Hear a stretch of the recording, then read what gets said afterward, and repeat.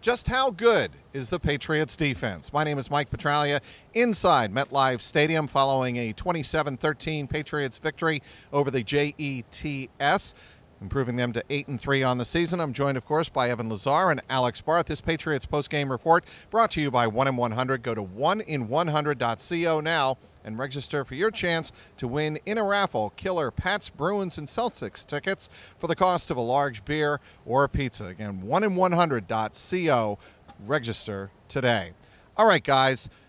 On the surface, it looked like early on in this game, the Patriots defense was giving up too many chunk plays. And again, you react to what was going on Twitter, Patriots fans losing their mind every time they gave up a 15, 20, 25-yard pass completion. But then you look at the numbers at the end of the game, and I think it's important to realize Patriots against the Jets, their red zone defense, the Patriots, were 1 for 2, meaning the Jets only got into the red zone twice in the day, including Jason McCourty's breakup on fourth down to keep out. That was the second red zone drive, was the very end of the game when the game was basically already over. Even if they scored that touchdown, it's a garbage time touchdown and an onside kick, which nobody's recovered all year long. I think the main thing here is, for me, this isn't excuse making for the Patriots defense.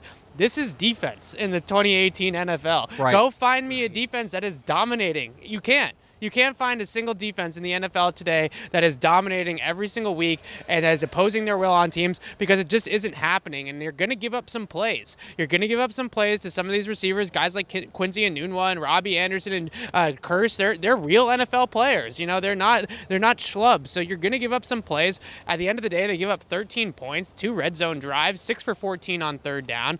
You get that turnover. You get after the quarterback a little bit once you get a lead. You get sacks and turnovers. That's the 2018 NFL. If you can do that, you win time of possession, you win the football game. And I think something else that ties into that with, this is 2018 football. They got the lead. You talk about that late drive. They weren't trying to force the big play, force the Jets' mistake. They just stayed back and said, if you score, you score, but we're going to make you take 3 or 4 minutes to do that. Yeah. That's a relatively new concept, but they ran that to perfection late in this game. Well, I also thought that the Patriots, to your point, Alex, they did a great job once the field got shortened of really forcing Josh McCown into uncomfortable situations. Yeah. And they knew coming into the game, Josh McCown is not the most mobile quarterback. I mean, obviously, he's an NFL quarterback. He can run around a little bit, and he did make a couple of plays running for it on third down. The helicopter first down was 10 years ago, Josh McCown was pretty athletic. He's 39 years old now. He's not that guy anymore. That's just my point. Yeah. But, guys, that's my point. Right, the Patriots knew what they were up against in Josh McCown. If you let him sit back there, he, like any viable NFL quarterback, can pick you apart, but they gave him different looks. And to your point, Evan, I thought the Patriots did a much better job, especially with Trey Flowers in the second half, pressuring up the middle. Yeah, so I talked to Trey Flowers after the game about what makes him so good when he moves inside, because it seems like when he moves inside and he rushes between the guards, he's just a menace for opposing guards. And he just said, you know what, it happens a little bit quicker inside. Things happen quicker, whereas on the edge, the offensive tackle maybe has a step or two to kind of react to what you're doing.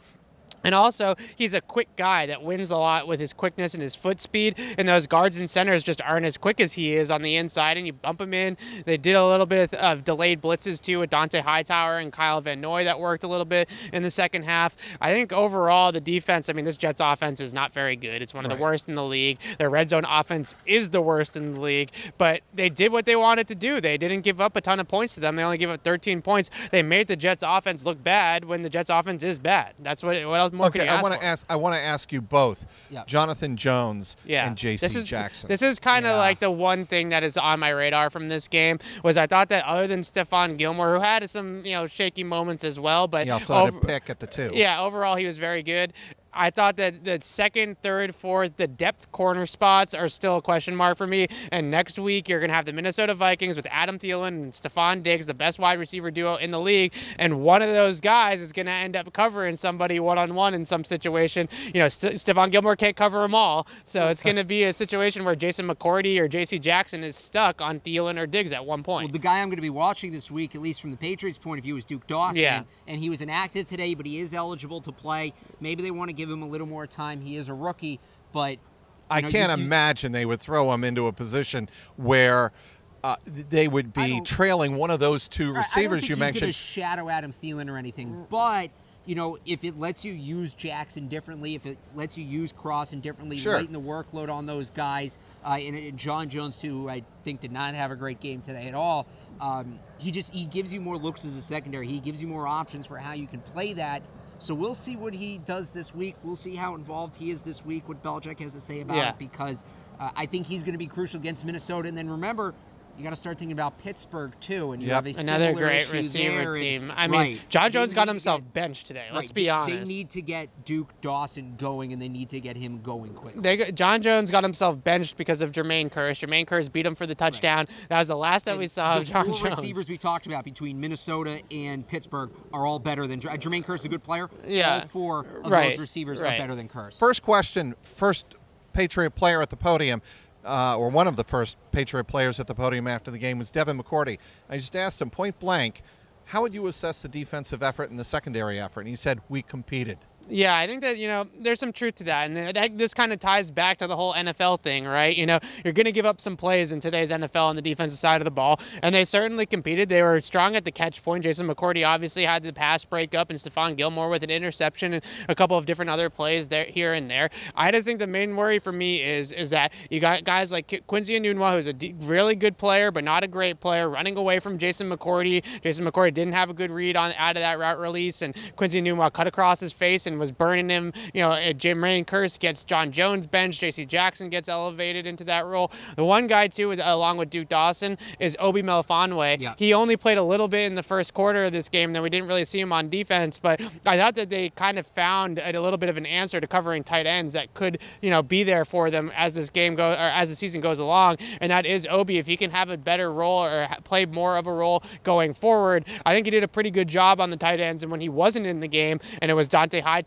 or Kyle Van Noy trying to track those tight ends in more of a base package look, they had some trouble covering those guys. So I think that Obi, Duke Dawson, those are the types of guys that maybe can help this depth. The always evolving Patriots defense trying to get ready for tough games in December and, of course, January. And obviously all of New England hopes one weekend in February in Atlanta as well. This Patriots postgame report is brought to you by 1-in-100.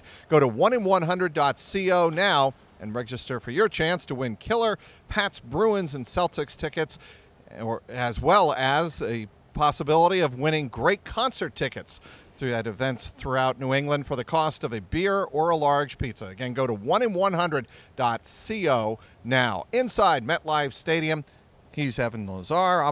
You're Alex Barth. I am, yes. I'm Mike Petralia, CLNS Media.